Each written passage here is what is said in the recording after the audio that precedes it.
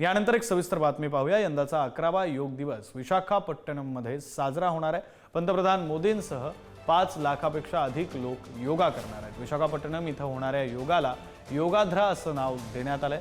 केंद्रीय आयुष मंत्री प्रतापराव जाधव यांच्याकडून कार्यक्रम स्थळाची पाहणी सुद्धा करण्यात आली। केंद्रीय आयुष मंत्री प्रतापराव जाधव यांच्याशी बातचीत केली आमचे प्रतिनिधी शिवाजी काळे यांनी। सर, खरं तर आमच्यासाठी ही अभिमानाची गोष्ट आहे की जागतिक लेवलला जो कार्यक्रम होतोय त्याचं नियोजन एका मराठमोळ्या माणसाकडे आहे आणि त्याचं नियोजन कशा पद्धतीने आहे आणि कशा पद्धतीने कार्यक्रमाची तयारी सुरू आहे। उद्या 5 लाख लोक आपल्या देशाचे लाडके पंतप्रधान आदरणीय नरेंद्र मोदी साहेबांसोबत एकाच वेळेस या आरके बीचवर ज्याला आपण म्हणतो त्या ठिकाणी योगा करणार आहेत। 26 किलोमीटरचा हा रोड आहे।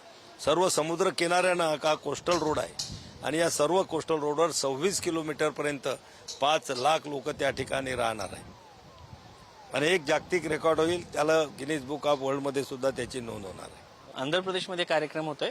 आंध्र प्रदेश सरकारचं कशा पद्धतीने सपोर्ट आहे, काही अडचणी येत आहेत का, कशा पद्धतीने नियोजन होताना मदत होते?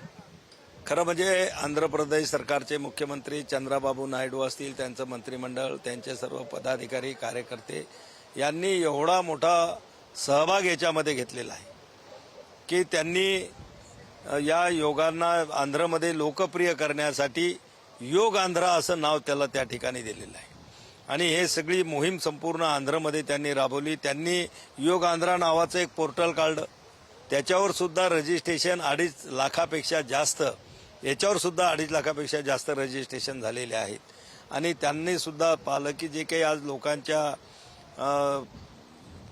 सुदृढ राहण्यासाठी योग हा जीवनामध्ये आवश्यक आहे आणि मग हा योग फक्त एक दिवसापुरता न करता हा आपल्या जीवनशैलीचा एक भाग बनवावा म्हणून तशा प्रकारचे प्रयत्न आज आम्ही संपूर्ण देशभरमध्ये करत आहोत आणि आंध्र प्रदेश सरकार सुद्धा आंध्रमध्ये तसे प्रयत्न करत आहे।